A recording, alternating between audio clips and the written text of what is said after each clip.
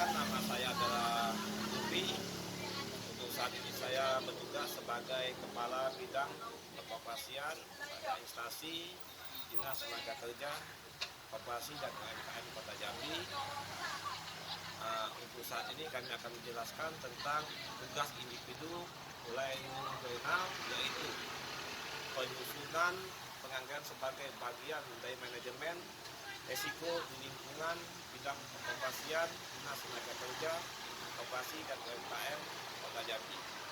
Pendahuluan reformasi perencanaan di Indonesia ditandai dengan disahkannya Undang-Undang Nomor 25 Tahun 2004 tentang Sistem Perencanaan Nasional. Perencanaan merupakan salah satu tahapan yang sangat penting bagi jalannya sebuah organisasi untuk kemajuan di masa yang akan datang. Dalam menyusun berdasarkan kinerja organisasi ataupun unit organisasi, tidak hanya diwajibkan menyusun anggaran atas dasar fungsi, program kegiatan, dan jenis belanja, tetapi juga menetapkan kinerja yang ingin kita tetapkan untuk kita laksanakan, dan hasil dari program yang telah ditetapkan selanjutnya akan kita menjadikan outcome tersebut atas menghasilkan impact berupa kesejahteraan rakyat dan dalam jangka panjang. Di bidang perencanaan dan penganggaran dilakukan untuk mengimplementasi 3 prinsip utama pengelolaan keuangan publik yang baik, yaitu 1. Kita harus membuat kerangka kebijakan fiskal jangka menengah yang dilaksanakan secara konsisten. 2. Efisiensi alokasi untuk memastikan prinsip anggaran dialokasikan pada prioritas dan mencapai manfaat yang terbesar dari ketersediaan dana yang terbatas. 3. Efisiensi dalam pelaksanaan dengan meminimalkan biaya untuk mencapai sasaran dan tujuan yang telah ditetapkan.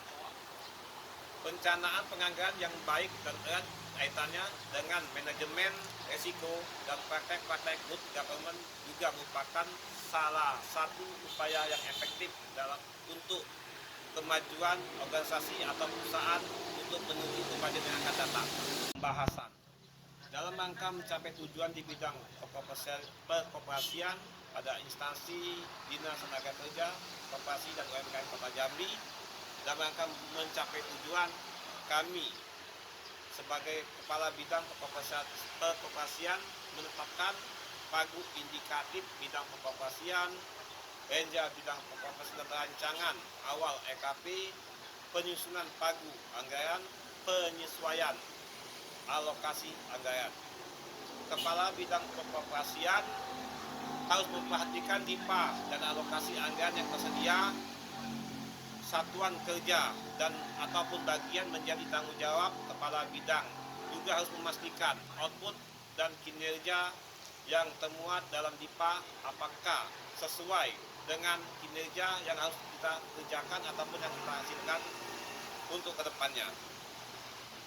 Dalam penyusunan anggaran harus diperhatikan pihak-pihak yang terlibat dalam penyusunan anggaran tersebut.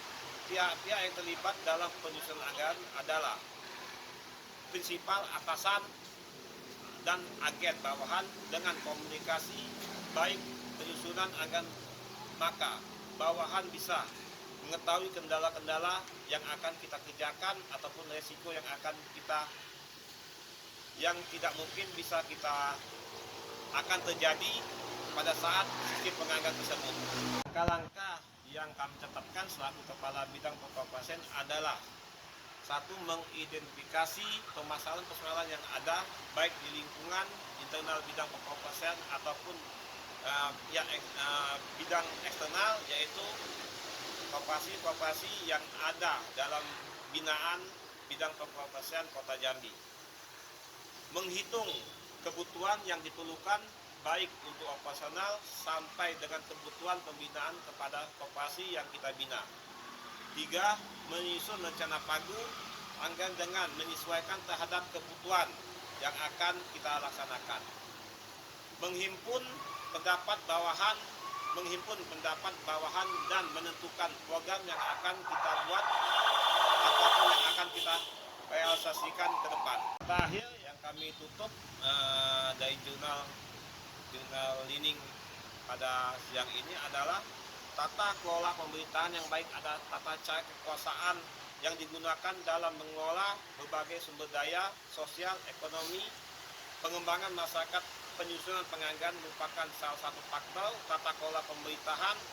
Bisa dikatakan baik setiap pegawai memiliki peranan aktif dalam merencanakan sampai dengan melaksanakan kegiatan tersebut.